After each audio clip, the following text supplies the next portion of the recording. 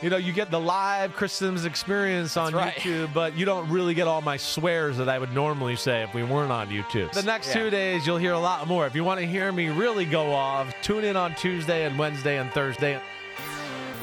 Yo, what up? It's Chris Simms. It's Chris Simms Unbuttoned. I'm here with Connor Rogers. Today's the day. We're not live on YouTube, so I can say as many times as I want. Hello, everybody. Right. Yep, I just had to get it out of my system a little bit, but we got a good pod again here. We're diving into the NFL once again on a Wednesday, some film and some look forward. Right, and this is where you get to breathe a little bit. It kind of Monday feels like the ultimate sprint. Yes. Tuesday is like, okay, we still have more from Monday that we didn't hit. Wednesday's like, okay, can we finally slow down, relax, and do a little bit of a deep dive, which we got a good one for you today. We got the Week 5 film review, which we're going to start with the Broncos offense, specifically taking down the undefeated Eagles, and we're going to look ahead finally to Week 6 of what's more likely. But Chris, got to talk about Bo Nix. Yeah. Really, it felt like second half Bo Nix. I think so. Fourth quarter Bo Nix. Fourth quarter, 9 of 10 we were saying. 9 of 10 for Bo Nix. You were saying about this game, it felt like they missed a couple plays in the beginning of the game, and then it all clicked. I want to start with this. It feels like Bo Nix is the new Baker Mayfield, and not the way he plays. That's not it. Yeah. But just because he's 6 feet tall, people think he has a weak arm. Yes, right. People did that with Baker. I heard a story when Baker was doing workouts for teams before he was drafted that like a coach flew out there and Baker works out and he has a great workout, and the coach turned around to the entire front office and scouting department that was there and was like, "You guys said he didn't have a strong arm. Are you kidding me?" Like he was pissed at how it was reported. And then you see him in person. Feels like Bo's got a little bit of that, right? I think so. I think that's what caught people by surprise when he was coming out for college, right? I've heard Sean Payton talk about it. One, he's a big 6'1", right? It's square shoulders, long arms, right? Pretty long legs. So it feels bigger than that. And the other thing too, and I'm paraphrasing a little bit, but I remember him saying like, we were kind of taken aback by the power in his arm. And a little bit goes again into that college, what we talked about with the screen passes, and people went, oh, he must not have a strong arm because he's throwing screen passes. And it's like, no, that's what Oregon does. They have a quarterback there in Dante Moore right now who's got an incredibly strong arm. And guess what? They still throw screen passes. So, that is... he continues, I think, to fight a narrative, but slowly but surely is breaking down some of those walls of people that were haters on him and whatever else. And he hasn't played perfect yet. He's playing really good. He's going in the right direction. I mean, of course he is. The playoffs year 1 up in Buffalo. I know they lose that football game, but that's impressive in itself. And here early this year, they played some tough teams early on. And did he play his absolute best? No. And were there a few moments where he missed a throw or a little over-aggressive maybe? Sure, definitely. But I think, again, like we talked about with Drake May, yesterday's pod and all that, we're still in the growing process here. Even though we go, the Broncos are one of the best teams in the AFC, and Sean Payton said they're going to be in the Super Bowl, it doesn't mean yet at Week 5 he's a ready to play in the Super Bowl, be awesome quarterback. He's working towards that, and I believe going to get there by the end of the football season. Yeah, I want to start there because that was the top thing in your notes that stood out to me is just how impressed you are. Easy power is what you said about his arm. That's right. That to me is what jumps out. I have always been someone that is like, hey, if you want to throw the ball against the Philadelphia Eagles, you got to throw the ball outside the numbers, right? That's something I believe in with them. They give you, even when they play zone, it's usually you have one-on-ones on the outside. And I do think that's an area you can do that. And we saw that in the fourth quarter and throughout the game. Maybe they even played that style of football a little too much early on. Early on, it was all just one-on-one shots on the outside. It was like, wow, there's really nothing systematically here that we're going to do. But his ability to throw go routes, deep out routes, comebacks, right, and not put a whole lot of effort into it. Makes those throws sometimes, and I go, ooh, there was somebody at his feet, and he couldn't even really step into it, and he still made the 25-yard out route throw. Or even some of the throws I see over the middle that are short. I just go, man, he's backing up and kind of, backpedaling away from pressure. And, man, he still throws it kind of sidearm 5 yards over the middle with a lot of authority. So, that is an aspect of his game that I think people are going to continue to realize as we go on, because I think they want to play that way too in Denver, where it's going to be like, oh, wow, they're a power-throwing football team. This isn't Drew Brees. We're going to throw 5 yards here, 6 yards here, 5 yards here, 6 yards here, right? And that's what the passing chart shows. I mean, you look at the balance between attempts outside the numbers. He was 11 and 19 for 110 yards, and inside the numbers, very efficient. 13 to 17, 132 yards. That's where the touchdown was. Yeah, you're going to have your targets behind the line of scrimmage. That's the offense. Yeah, but right. You see some charts, like, you ever see Russell Wilson's, which is just like the same everything thing. right by the hashes. Yes, right. yeah. This is pretty good balance. This is good balance, and it's mainly on the edge, right? I mean, we see very few things, at least down the field, close to the hashes. Even I think some of those ones you see that would be on the numbers in between maybe the right hash and the right sideline, or the left hash and the left sideline. Those are guys that started on the outside and maybe broke in or did something of that nature. Philadelphia doesn't let you throw the ball there. That's, to me, why I keep saying that. Philadelphia, of course, Vic Fangio is a master of match zones, passing people off, doing that. That's why you saw the Chiefs struggle in the Super Bowl, because they were like, oh, Chiefs, with all your crossers and stuff, we're going to have people sitting there waiting for it. So to me, if you want to throw down the middle of the field, you got to start pressuring them on the outside, and then maybe you can get into spots where you throw the ball down the middle of the field right now. But we know in football right now, the popular thing is deep crossers, crossing routes, or play action, throw the ball down the middle. And Vic Fangio's watching film every week going, that everybody I watch is giving up these plays down the middle with these big play action throws. I'm not going to do that. Yep. And you've heard me say too, it's a lost art in the NFL about throwing one-on-ones on the outside. There was a day and age when I was growing up where it was like, oh, you're playing Phil Simms or John Elway or Troy Aikman, and wait, the corner's playing 10 yards off? Then we're going to throw a 10-yard out route 10 times in a row until you come down. Right. But, like, offensive coordinators, I think, felt like left out when that one happened. They were like, wait, I designed all these cool plays, and now we're just throwing it to one guy? And, Denver a little bit, and I'm going to – you probably saw this in my notes, right? Denver, that's all they did, and I almost got the sense, arrogant maybe, but the Broncos thought they could just run the ball, game plan a shot or two down the field, don't turn it over, and we'll win the game. Right. I kind of felt like that's how they played the first half. Like, they just thought, hey, as long as we don't mess this up, we don't think their offense can do very much. Let's just make a few plays here and there, and we'll win. And then within that, they found their asses down 17-3, and it was like, okay, you better do something. Right, but they figured it all out in the second half. Yes, they did. I think the interesting thing to me with this team, Chris, is that, Cortland Sutton is going to get his, but then it's kind of just a blender of characters. That's where I think we got to fix that. Right. It's nice that you have a kind of platter of options. Yeah. But you'd like to get a number two going. I think so. Is it a Troy Franklin week? Is it a Marvin Mims week? Right. Can R.J. Harvey have his moments? Right. Now Evan Ingram is back, and I think that's promising. I think that's going to be big. I think at the end of the day, that'll end up being the next guy. It'll be Cortland Sutton. Oh, no, you took him away. Okay, and then it's Evan Ingram, and then it's the cast of characters. That's at least how I would envision it. But I think to the point you're making, Connor, yeah, they need to have something that's solidified as the number two option for that offense. I like, a complimentary cast and everybody, and, yeah, you can't, pinpoint certain guys to certain things. I get that. But at the same time, too, to build the most efficient offense and the best offense possible, you'd love to go, wait, we feed this guy, and when a team bends too much to stop that guy, we got another guy where we go, ooh, we can feed him, and now you're screwed over because you bent too much to stop Cortland Sutton. And I think that's what they need to get going, and we'll see. The run game certainly will help that, which I think is going in the right direction. But the bottom line in the first half, way too conservative, too many three-man routes, too much worried about the front of Philadelphia.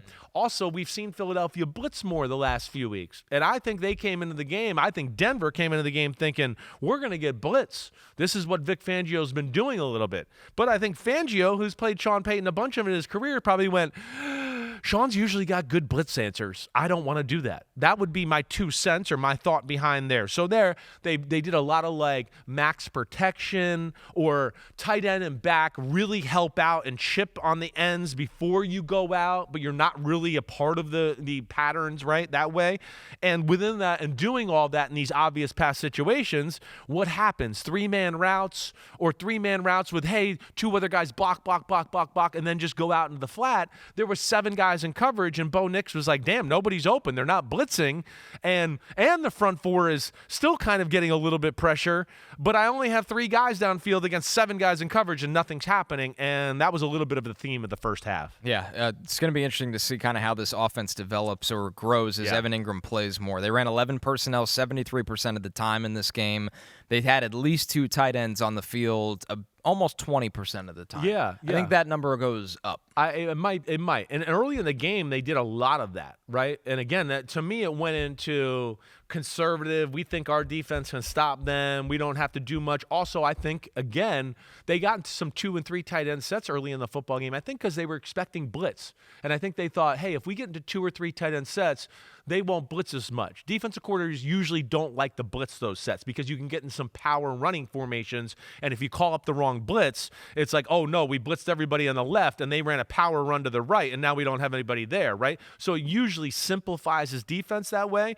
And they started out that way, but it felt like at the end of the game in the fourth quarter, they said, the hell with that. We got to throw the ball with Bo Nix here. Yeah, you're absolutely right. In the first quarter, they ran more 12 and 13 personnel. Okay, that gradually seemed to go down. Good. So all right. That's good for you. Way to back me up, man. I test in analytics. That's the goal here. All right. What do you say we get into the deep dive here? Yeah, you got anything? ahead. Do you have anything more in this game? I don't want to run away from it One yet. more thing. Yeah. Just I think that's worth talking about. As the third quarter, the one thing I'll just say, there was no drastic changes.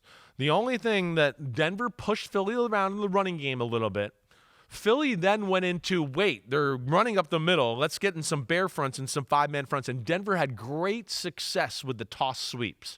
That's where they really got a lot of yards at the end of the third and the fourth quarter. That was big there.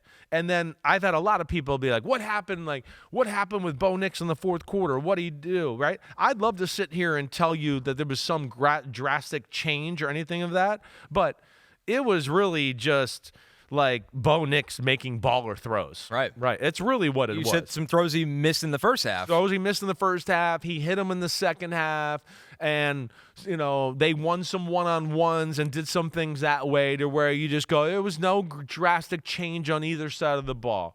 They got into a moment where it was like, hey, you got to start being on your A game here or we're not going to win the game. And he went to his A game just like we saw Drake May do on Sunday night, which is really cool to see, 2 young quarterbacks kind of taking that next step of their career there. That quarterback class might be one of the better ones we ever have at this point. If the only question mark right now is JJ McCarthy. Right. That's it. If Penix continues to grow, yeah, it's really going to be down to McCarthy. It really is. Everybody else is basically playing close to expectations, which is ridiculous. Without a doubt. 6 quarterbacks in the top 12 picks, and you've already seen big flashes from 5 of them. Yeah, Jayden's a superstar already. We know that. Caleb is he's on the cusp of superstardom as we sit here right now. I'm betting he's there. Drake May, about the same thing. He might not quite excite me as much as the 2 guys in front of him. You're right. We've seen enough to know about Michael Penix, and that's going. Bo Nix, I'm sold. JJ McCarthy is the big one, and I'm not sold on JJ McCarthy. Plain and simple. I'm not, and I'm a little worried about that situation there right now for the Vikings. Yeah. By the way, I was looking at when they ran in the second half. You're right. They went basically outside zone or that pull lead toss. Yeah. Just spammed it over and over again. Definitely did. The Eagles looked a little surprised. I think so. I think a little bit. And, the Eagles, going a few runs up the middle, it was like it scared them where they were like, whoa, wait, you ran the ball? Nobody runs the ball up the middle against us. How dare you? And they started to play those type of fronts, and it was a nice little, combative move off of that to get on the edge there a little bit. So on the other side of this game, the theme of the deep dive kind of here is just running into loaded boxes because we know the Eagles, they have Saquon Barkley. They have one of the best offensive lines in football. Right. They are naturally going to see as many 8-man fronts or 8+ man fronts as much as anybody in the sport. The question is, Chris, because you said something really interesting on the Monday show we were doing. You're like, people need to stop acting like when they see an 8-man box, we can't run the ball anymore. We got to check and do a pass. Right. Meanwhile, in football 10, 15, 20, 25 years ago, that's what you did. Like Jerome Bettis, he ran into an 8-man box over and over again until the sun went down. I mean, what would have Walter Payton and Emmitt Smith and guys like that would have never got the ball if we just went, hey, they're playing the run. We got to check to the pass. It's a lost art. There's only a few teams in football that are really good at it. You got to have some call it and run it plays. Call it and run it plays are great because, one, they're attitude setters, too. The O-line can sit there and just go, we're coming off the ball and I'm going to drive you into the ground instead of like, wait, I'm in a pass. I got to worry about pass. Oh, no, he checked to the run. Hold on. What? Make the call for the run? What are we doing? Okay, we're doing that blocking scheme to this defense. Okay, right? Call it and run it plays are like, damn, we know this play. We've worked it against everybody. Hurry up, get to the line of scrimmage. Hey, it's a dual block to the number 54. Okay, set hot, boom. And it sets an attitude. Right. It does that. right? And we're in a world right now, and this is where I blame college football with the spread and the read options and all that, where, yeah, it's a little bit, and the quarterback's becoming more athletic, certainly is a part of that as well, where it became like, hey, if there's one extra guy in the box, let's just throw it, right? And there's so many ways to run the ball with an extra guy in the box and still cancel that extra guy out in some shape, way, or form. I mean, do you think Jared Goff is running the ball with the the Detroit Lions every time going, well, our numbers are better? No, sometimes they just go, they know on 1st and 10 we're going to give it to Jahmyr Gibbs. They're playing a defense to stop it, but we're so good and we've coached it up so well that you won't stop it no matter what. And we'll leave one guy free in an area that makes sense, and we'll see what happens. That's the DNA of their coach, though. Exactly. Like, that's where this is the problem, I think, is that there are coaches that go, well, we're bigger, stronger, and tougher, and we're going to keep doing it. And then there's other coaches that overthink this. I want to bring this back to the Eagles are that's bigger, stronger, and tougher, and that's where they drop the ball, and they don't impose their physical will to the capacity they should be doing it. That's where I wanted to bring it back to. So the Eagles right now, in terms of runs against 8+ defenders in the box, they are trying. Yeah. They have 27 attempts, which is 8th in the NFL. They are not good at it. They average 2.1 yards on these carries. That is 26th in the NFL. Yes. So while the attempts are there, Chris, this goes back to something I've heard you say all year. Yeah. They are not creative in the run game. That's the problem, right? That is the problem. You can run against the 8-man box, but you can't just run directly into the A-gap against the 8-man box. It feels like, and I'm going to pull up some numbers in a second, but like, is that part of the issue, is the lack of creativity and window dressing in their run game? 100%. I think that's it exactly, right? It's not enough for a defense to think about in their run game. And people have seen them, just like we've talked about with, yesterday's pod with Spagnuolo. People have seen and studied the Chiefs so much, and then they've stolen from the Chiefs, that teams are used to what the Chiefs do to a degree. And I would say that with the Eagles too. People have studied the Eagles. They've been the cream of the crop for a few years here in the NFC. Teams with mobile quarterbacks went, wait, we can do some of the stuff the Eagles do. Let's do that off of it. So, yeah, I think people have figured it out. And then when you don't have a complicated pass game to go along with it, people are emboldened to go, let's get down there in the 8-man box because, the route tree and the passing offense, it's like, oh, it's a jump ball go or a slant or it's a pick crosser over the middle. That's all we got to worry about. So we can do that with an 8-man front. It doesn't matter. Yes, so they have to, and then on top of that, 8-man fronts, and you're always in the shotgun, and the first 2 or 3 steps Saquon Barkley has to take are always lateral instead of downhill. And again, where I'll use a team like, I know the 49ers this year are on a great running team, but let's just go when they were great, or you see the Tampa Bay Buccaneers, who I think are great, especially when Bucky Irvin is in there, or the Detroit Lions. Like, they get underneath the center. They run the ball downhill. They let their running backs get momentum going to the line of scrimmage. They also, with the quarterback turning their back to the line of scrimmage because you're underneath the center too, it makes people sometimes pause because you're like, wait, did he give him the ball or did he keep it for play action? There's a little bit of deception there that's not there quite as much as in the shotgun. Also, what I would tell you, what you lose in the shotgun, what the Philly does too, is think about this. If I'm the quarterback here, right, and you're Saquon Barkley right there, okay, I give you the ball. You're supposed to go that way. Well, the defense sometimes goes that way and gets there, and there's got to go to a cutback lane. It's really hard to cut back from that right there.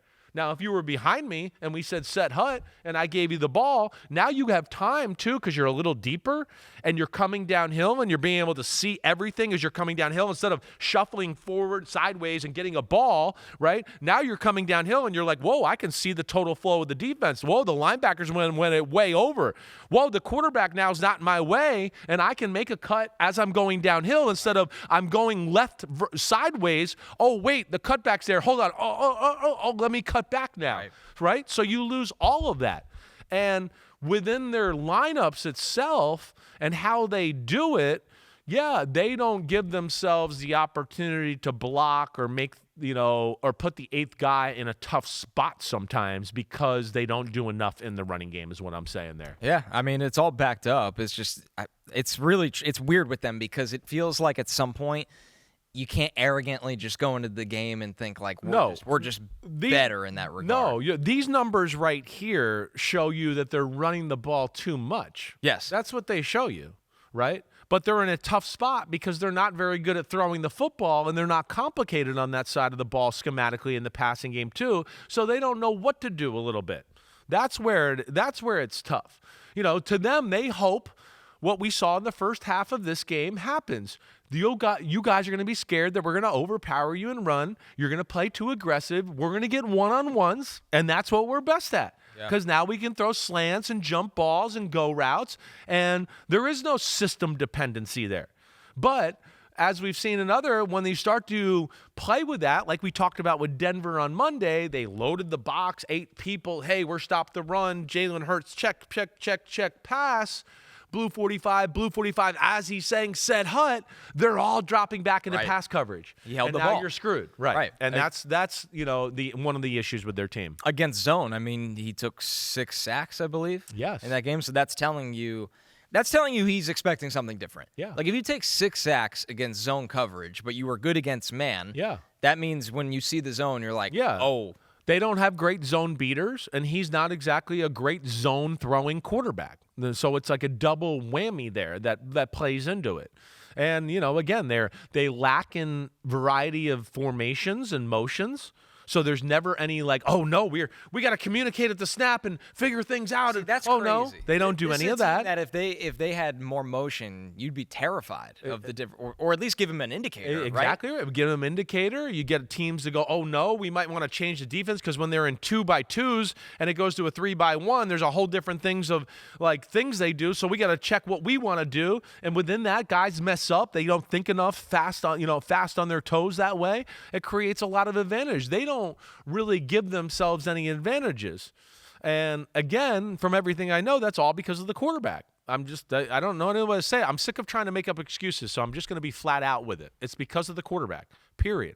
So I just stop. Get at me. You know where to find me, all right? And, the other aspect of this, too, is like, I'd love to see them get underneath the center for all the reasons we said. I do think it's easier to block the 8-man boxes that way. And with the 8-man box, like, just to explain it real quick, just say you wanted to run, there's 8 men in the box. We want to run backside guard pull, fullback leads our running back up into the hole, right? We used to call it 96, 97 power, right, with John Gruden. Within that, okay, you find ways to block it and then go, wait, we're going to leave one guy on the backside free, and we're going to hope that we can run some bootlegs, or he'll worry about the bootleg on the back end, that he won't be able to aggressively get involved in the run game, and the numbers will be okay. Even though they have 8 men and we got 7 men, there's still one that has to worry about a bootleg or something else. There's a little responsibility there you worry about, right? So there's that aspect. Or you find a way through a certain run scheme too to go, wait, we might not get on that guy right away. We might double some other guy, and then somebody gets up to that extra guy and block him. Or you leave that guy free and go, you know what? We left you free, and I saw a number of teams do this. Even I saw the Patriots do this against the Bills in the game. Go, okay, we blocked everybody in the front. We left the corner on the edge unblocked. We couldn't block him.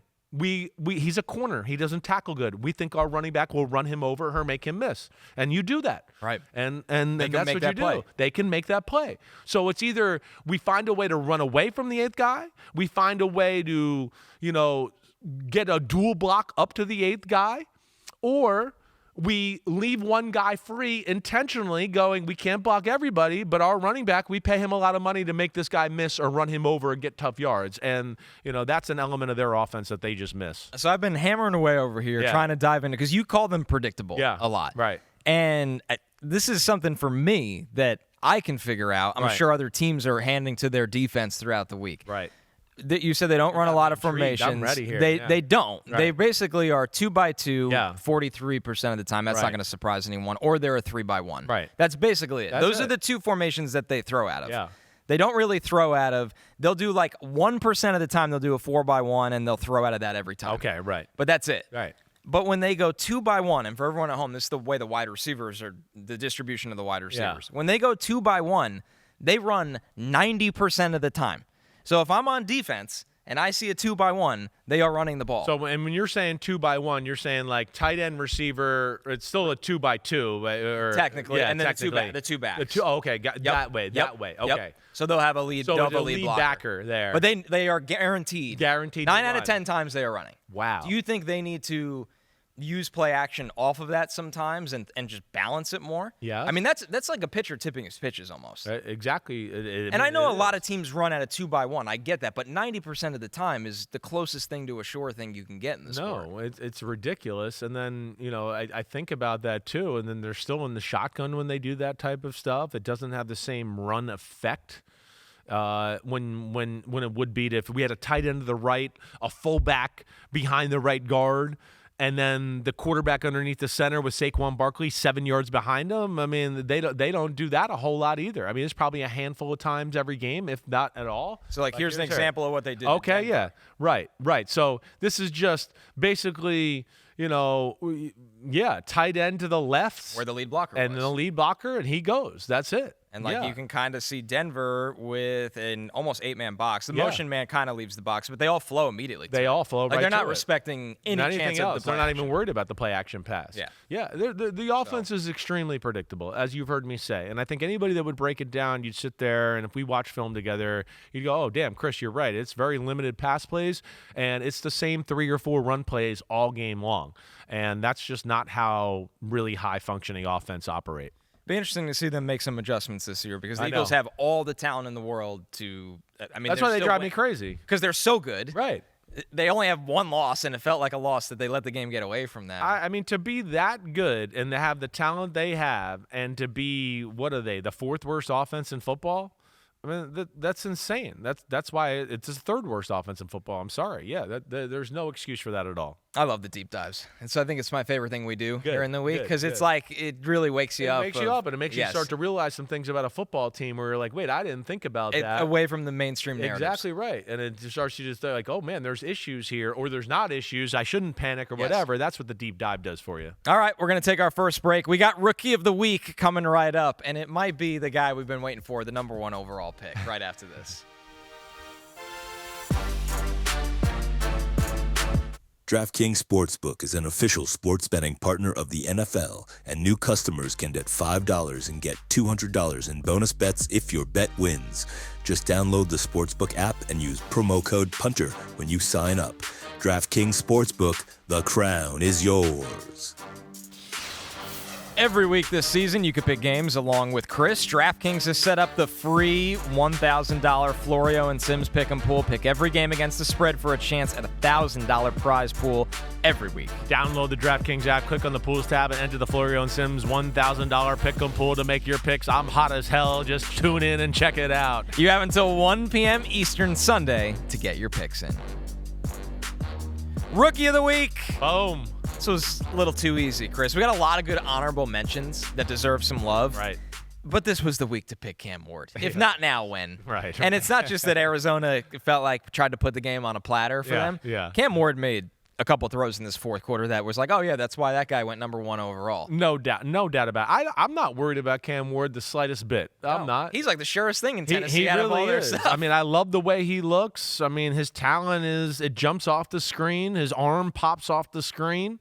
Yeah, I mean, they got one served up on the silver platter in the sense of, hey, you're supposed to be gone. We should have put you away, but they still had to make the plays and the drives to make it happen, and he did that. And then, he got a little unlucky. Ball got tipped, got intercepted. The guy fumbles. They kick it in the end zone for a touchdown. Okay, sure.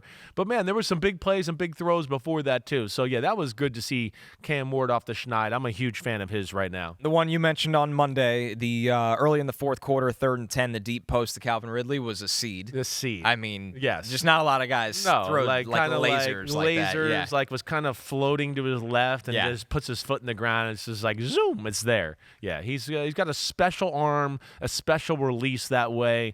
Really can flick it with his wrist, can drive the ball, can be on his back foot and throw with touch. I mean, he really can do it all when it's about, different variety of throws. Couple honorable mentions, though. Quinshon Judkins. I mean, he's a guy running into loaded boxes and still looks good. Well, there you go, too. Yeah, good to bring it up. The Browns do it. The Browns do it. Exactly right. Yes. And damn, he looks good. Like, bell cow, big time, like, looks like he has the type of talent where he could lead the NFL in rushing if he gets a full season and they have a little offense around him. I mean, that kind of guy. But I'm, like, super impressed with Quinshon Judkins. And doubt he's really totally in 100% football shape as of yet. I mean, what? He's only been practicing for, 2.5 weeks? It's crazy. Something like that. And then you got his damn Ohio State counterpart who probably could have been Rookie of the Week 3 times already by now. I mean, Emeka Egbuka. Yeah, is just, right. That's the thing. I'm almost penalizing Emeka Egbuka at this point because it's every It's on the regular. Like, I want to give it to someone else. Right. Emeka Egbuka, you're awesome. I don't know how many times can I say Yeah, it. well, don't worry. I think he's going to get it when he ends up going to the Pro Bowl or something like that. And of course, the Bucs, I think we all know, are going to be a playoff football team, so we'll get to see him a lot there too. The Big Uglies, though, they go under the radar. Will Campbell, strong in that win over Buffalo. The run blocking with Will Campbell is what stands out to me. He's an ass kicker. Yes, he's he is. an attitude. That's how that's where why he wants to be. Liked him. Yes, right. That's why. And not that I've individually studied him yet, but I don't know what his pass blocking win rate is or anything like that, but I haven't watched the game yet to go, oh, he's a problem or there's an issue there. He's certainly holding his own. I know that. So it's not something that jumps out watching a game or watching Sunday night going, well, yeah, Will Campbell's really good against the run, but the pass game, not necessarily. No, I mean, it seems like it's all on the up and up that way. And then you got to give a little love to Alfred Collins, one of the best plays of the NFL season. Definitely. I mean, hey, the 49ers are a little beat up on the defensive side of the ball. They got to start relying on some of these young guys, and he's a freak show. I mean, I loved Alfred coming out. I really did. I know the 49ers did as well. He's one of those guys that I don't think people realized how good he was because at Texas he was asked to two-gap so much. So it was a boring football. It was a boring watch, right? Because he was just going to hold people still and then just be like, you can't move me and I'll throw you away when the ball gets here. But, yeah, I think he's about to be a force for the 49ers. Getting back to Judkins, he's got 18 carries against the 8+ defenders in the box. He's averaging almost 6 yards per carry. There you go.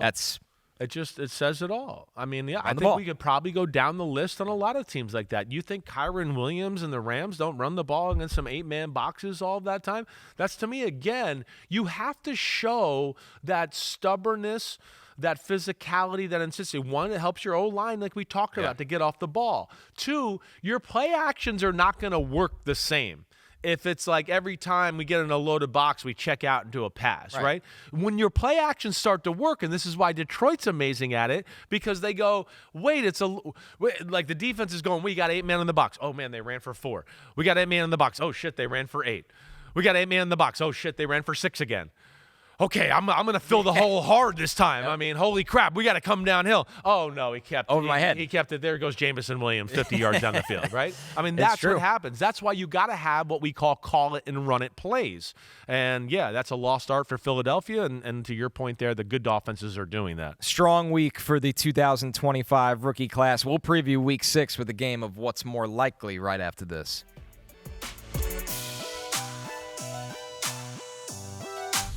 Honestly, started off slow. I think my first 2 runs, I had 5 yards. It was just a matter of grinding it out and giving coach the confidence to keep calling the run. Like I said, we started off slow, and we were able to turn it into a game where we was able to run the ball. And like I said, just giving coach the confidence to keep riding those guys up front, opening the holes up for me. And then once I got going, I knew it'd be a good game.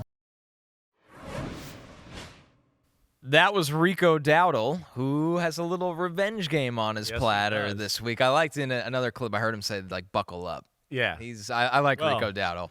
I do too. I mean, he runs hard, and I think Carolina knows that they're a running football team at their core. That's what they're built on. They're built on that. They got a big physical offensive line, and if they want to beat the Dallas Cowboys this week, their run game better show up, because that's one area you look at to go, ooh, they should be able to move this Cowboy defensive front that's not necessarily real big around a little bit, and we've seen them struggle on that side of the ball. So what's more likely, Chris? Javonte Williams has 2 rushing touchdowns, or Rico Dowdle has 100+ rushing yards, assuming no Chuba Hubbard in this. We don't know that for sure. I know. We don't know that for sure. Man. This Carolina defense is pretty good. I could see the Cowboys running for 2 touchdowns as they get close down there in the red zone. But I'm going to go with Rico Dowdle, who has the 100-plus yards. I just think Carolina, they know that. They can't just say Bryce Young throw the football. I think that's only bad things happen. This is their way to help their defense, keep the Dallas offense off the field a little bit, which is super explosive. And like I just said, I think that Panthers O-line is damn good. Yeah, I'm going to go Dowdle, 100-plus rushing yards. I'd be with you on this one all the way. The right. Chargers at the Dolphins, the 3-2 Chargers who have lost their last two. Justin Herbert has an interception, or Tua Tagovailoa has 2+ passing touchdowns. Herbert has 4 picks in his last 3 games, only 3 last year. I mean, a little fluky, some of the picks, to be fair to him. Tua does have multiple touchdowns in 4 straight games. This one from Fleck Bigsby before you give the answer.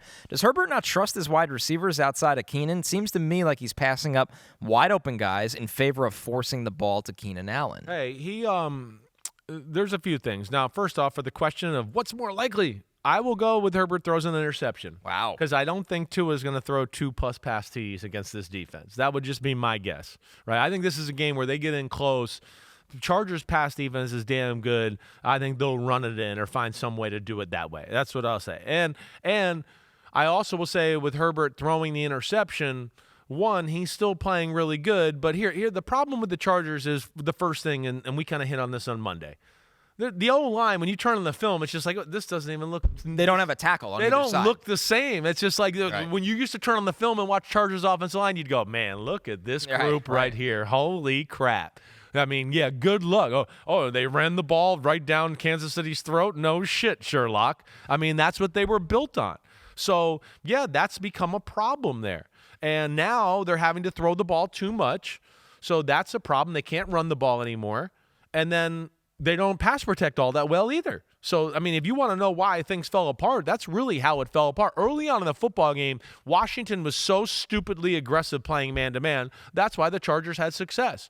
Then they started to finally back out a little bit and then just sprinkle in man-to-man. And, their front four got there against zone coverages because, of course, you're going to read the defense a little longer in zone than you are in man because you're just like, hey, it's man, he's beating him, I'm throwing it, boom, right? So that happened, right? But they can't run over people anymore, right? And this last game the other day, just to give you a little sense here, right? I said, man, maybe people are over Greg Roman's passing offense. Well, I'm sorry, and I'm going to apologize. Greg Roman, no, they're not. They're not all over it. There was some people open, right? When people were open, they got pressure, and he couldn't quite throw the ball, or he had a move, or the offensive line got a penalty for holding or something else of that, right? So that was an issue. And to our question here with Flex Bigsby, right? He did have a few people open in the fourth quarter where I go, I think because he's under pressure, he got off some people a little quick. Right. I wrote a few things down on the end of my notes. I wrote, hey, second play of the fourth quarter, he had a chance for Ladd McConkey deep down the middle of the field. I mean, it's a touchdown. He usually throws it. But I think he had been under so much pressure, and he kind of saw the safety deep that he went, I don't think that's going to be there, and he checked it down. It was there, right? Then, hey, they get down. They were down 20-10. They got stopped on a 4th-and-1 run because they can't run or they got stopped on a 4th one on a boot pass where Omarion Hampton got hurt and got his ankle hit, and he got tripped, and it looked like he was going to be open, but he got tripped as he was going out there, so nothing happened. And then they had 1st and goal at the 1. 1st and goal at the 1, and they can't run it in. Yeah, it's a problem. And then on first down, he had Ladd McConkey open in the flat. Very similar play that we saw the Broncos run their 2-point conversion on against Philadelphia. Similar type of play, a little different route. He had him, and he got off it too quick, and he should have just thrown it. It should have been a touchdown there. But, yeah, I think it's more about their whole offensive system here. Quentin Johnson and everybody else, they look good. It's just that the O-line's an issue, and I think Herbert's feeling that pressure. That's their foundation. Right. And all they can do is really wait for Joe Alt. And you're not getting Rashawn Slater this year. No. So you can't run the ball. The second half, he was 9 for 14 for 59 yards. I mean, that's just not Justin Herbert. That's not, and I mean, you can be that way if you're gashing them in the run game, right? But they can't do that, and they're wanting the pass game to win the game for them right now. And of course, those numbers aren't going to win it, like you said. Thursday Night Football: the Eagles at MetLife Stadium to take on the Giants, the 4-1 Eagles, the 1-4 Giants. What's more likely? Saquon Barkley has over 150 rushing yards or under 100. Chris, he does not have a 100-yard game this season, God but damn, he obliterated the Giants Giants last year for hope this isn't the week. 176. I'm going to this game. It's the only Giant boy. game I'm going to this year. I'm hoping the Eagles offense looks stagnant and not motivated. I'm going to go under 100, though. I got to see it to believe it. We just did a whole breakdown. There's nothing that gives me confidence that thinks this is going to happen. Nothing. And I think the Giants defense has been playing a little bit better here lately. I think they'll find ways like we talked about with Philadelphia where they'll go, wait, we can play a 5-man front, and because their pass game's so simple, we'll still be able to figure out how to stop their pass game. So, yeah, I'll go over or under 100 yards in this one here. Seattle going down to Jacksonville. They are 3-2. The Jaguars are now 4-1. What's more likely? Trevor Lawrence has over 40 rushing yards or under 20. 54 against Kansas City is his second highest total ever. Yeah, I don't think that's going to be a continued theme here. I think one of the things that happens when you play Kansas City, because they play so much man-to-man at times, that it just presents itself. Turned. Right, backs are turned. You see a lane, and you go, oh, my gosh, nobody's looking at me. I'm taking off, right? Seattle doesn't quite play man like that. They're not the same way. So, yeah, I'll go under here, under 20. I think it's more of a pocket passing type of game. And then, hey, man, if Seattle doesn't watch out and their secondary doesn't get a little healthier this weekend, which I don't know the status of that is, yeah, this is going to be tough because the Jacksonville can block. And if Trevor's on his game, and like we saw a little last night, we've seen it moments in every game, they can push the ball down the field and be aggressive and make some big plays. So we'll see. That's going to be a fun one. A battle of two of the NFC's best. The 4-1 49ers go to Tampa Bay to take on the 4-1 Bucks. What's more likely? Mac Jones has 275-plus passing yards, or Baker Mayfield is in position for yet another game-winning drive. Mac has done this in all three of the games he's started in this year, but Baker has had a game-winning drive in 4 of 5. It's the I feel like I want to go with Baker on another game-winning drive. I never know what to expect with the Bucs. A little bit on the defensive side. The Bucs, to me, and they've shown a little ability to be flexible here, but are always a little too aggressive in stopping the run. And this is a game where I'd go, yeah, I know it's Todd Bowles. It's everywhere he goes. Everywhere he goes. And this is a game and a team here. And hopefully they learned their lesson against Philadelphia because they overplayed the run a little bit too much in that game as well, where you go, hey, let's play like they haven't run the ball yet. So let's not put all our eggs in that basket, and let's see if they can do it before we go, let's play crazy run defenses, right? And that would hold true with the 49ers. 49ers have not got the run game going. Not at all. Don't go crazy. Don't go crazy stopping it. That's what Shanahan's going to want. He wants you to go all in on the run. Then it's play action pass. And then you go, how is Ricky Pearsall going down the middle of the field wide open? And it's like, well, hey, dumb you're worried about them running for 1.1 yards up the middle, and you got 9 people up there. Yeah. That's why. Kendrick Bourne open every play. Exactly. Every single play. Right. I just, yes, be careful. Let alone we're seeing Mac Jones and the 49ers, they can pick you apart. If you play these run defenses and try to play zone, I mean, the other night was comical. How many 6-yard throws were there? Were the Rams ever going to get in man defense and go, wait, we're sick of seeing 7- and 5-yard throws all the way down the field? I mean, I was going to pull my hair out watching it. I was like, the game started with like 7 yards, 8 yards, 7 yards. And Rams version was just like, let's play zones a little tighter. And it's like, okay. And then it just became 4 yards, 5 yards, 4 yards, 5 yards. And it was just, I just couldn't believe the Rams' approach on that. So, yeah, the Buccaneers better not go all in on the run or they'll get picked apart here. Watching Mac Jones in this offense feels like Kyle Shanahan's Kirk Cousins Niners dream coming to life. I know, right? Like when Cousins was in his prime. I almost tweeted Thursday night at pick number 3, Mac Jones. And, wait, hold on, right? It's amazing. My wife and my son told me not to do it. They're like, don't do it. They talked you off of that? They did. Don't do it. Like, I would have enjoyed the chaos. You don't want to piss Kyle off. Okay. So then I was like, okay, you're right. I won't do that. All the quarterbacks the Niners have wanted at some point, though, find their way there. Darnold did a year there. Mac Jones did a year there. I'm sure Zach Wilson will be there at some point. Right? Yeah. Can we get Mac Jones to find a uniform that fits? I think it's just him at this point because this has been going on. I've never seen anything like it. And the way he looked at the end of the game, he looked like he was like Sam Huff in 1962 for the Giants, like in a game. It's like he wears his uniform a little baggy, but then he gets hit and dragged around so much that it just gets Parts even are hanging baggier. off. They're hanging off. Yeah, like it's stretched. Oh, my It looks like gosh. he wears his older brother's shirt. And he's an emotional mess Yes, every game. yes. I'm like, nobody's dying. It's just keep playing football. What are we doing? I mean, he's crying, he's yelling, he's pissed, he's happy, he's crying again. I mean, it's all over the place. I mean, check your emotions at the door, Mac Jones. Our coworker Jay Croucher called it like watching Saving Private Ryan on the football field. That's what it looks like when he's screaming. It is. But then you're right. Then he's got like this happy face on. Right. It's a wild I know, ride. I've never it seen is. anything It's like it amazing. in football. Sunday night football, the Lions at the Chiefs. What a matchup. The 4-1 Lions, the 2-3 Kansas City Chiefs. What's more likely? That's why that game was big last night. Oh, or Monday huge. night. And now it feels like A must-win-ish. little bit, I won't go that far, but Yeah. close for the Chiefs. yeah. And I don't want to run into the buzzsaw. That is the Detroit Lions right now. So what's more likely? Jared Goff throws 2 passing touchdowns, which he has an NFL high 12 right now. Patrick Mahomes has 50-plus rushing yards. Mahomes has done this in 3 of 5 games. Yeah. I mean, Mahomes I is. think both happen, by the way. They both can happen, Yes. certainly. If you're going to make me pick one here, because I mean, you can see Mahomes going for 50+, especially because Detroit can be aggressive on that Right. side of the ball at times and do stuff like where you go, oh, it just the Red Sea parted. I'm still going to go with Jared Goff on the 2+ TD passes. Yeah. Their offense is rolling. It's almost like the given in the NFL. He Well, might do that at halftime. I mean, really, and the one thing Spags is going to overplay the run. I mean, he's another one. I mean, there's a reason like they had that streak of like not letting up 100-yard rushers and doing all of that. They're going to start with that. And that's tough to do against Detroit because we know how aggressive they are in the pass game, and it's just hard to play man-to-man against those receivers because they're damn good.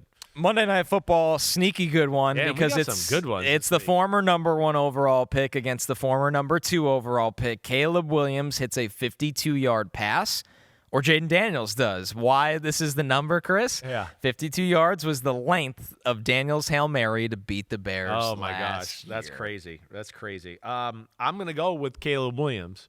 They push the ball down Yeah, the it's field. kind of what more. they want to do. To me, that would be a complaint I have about Washington, is that it is too much 5 yards, 4 yards, 5 yards. And I'd go, gosh, can we have a few more concepts to stress a defense out and pushing the ball down the field that way for the Commanders? I think that's something of their offense I look that they lack a little bit, right? They do everything else pretty damn good. I mean, efficient, short passing game, surgical, run game, I'm amazed by. If you crowd the box and stop their run, they become masters of like, hey, here Debo, little RPO screen, boom, get out there, and he gets yards, right? So that's what I do like about them. But yeah, the Commanders, the way they play D, first off, they don't do a lot on D. They don't do much. It's blitz and play man. It's fake blitz and play Tampa 2. That's all they do. I mean, you can almost formulate your whole game plan around that. I don't know why they're too aggressive with man-to-man coverage here in this one. And I don't think they have a great front 4 pass rush, so they're a little worried about that.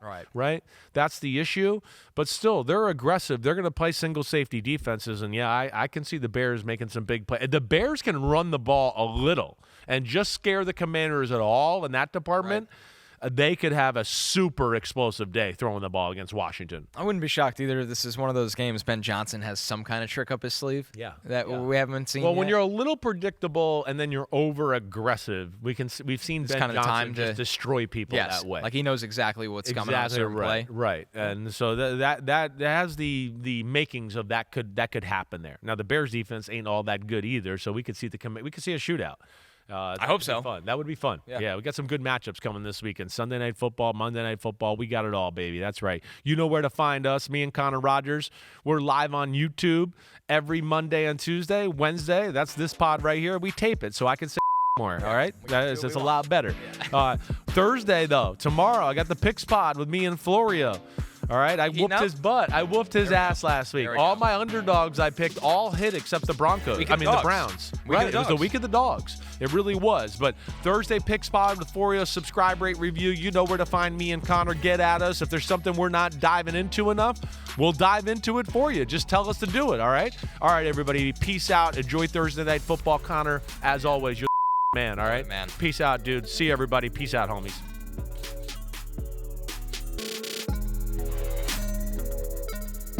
Yo, homies, it's time to watch some games. That's right. We're on to the NFL season here with Chris Simms Unbuttoned. Hit subscribe to get our weekly picks, Sunday night recaps after every game, and much, much more. Thanks for watching. Peace out, homies. Remember, subscribe. Peace out.